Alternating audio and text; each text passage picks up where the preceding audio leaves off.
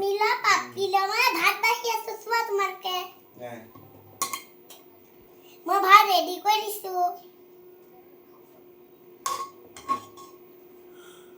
হ'ব না আমি কিমান কষ্ট কৰিবা ময়ে ভাতকিটা বাহি দিও তোমালোকে চোৱা ইমান ধুনীয়াকে বাহি দিছো মই না আপুনি বিশ্বাস কৰক চিকেন আৰু মাছ তাকো হে ছয় ইমান কষ্ট কৰি ভাতকিটা বাহিছো দেই মই আকৌ ভাত বাহিব পাৰো আমি শিকাই দিছে সেইকাৰণে ভাবিছো আজি ভাতকিটা মই বাহি দিওঁ ইমান টান ভাতকিটা বাহিবলৈ টান লাগে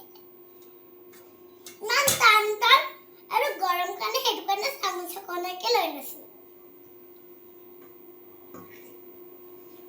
আমাৰ অৱস্থা নাই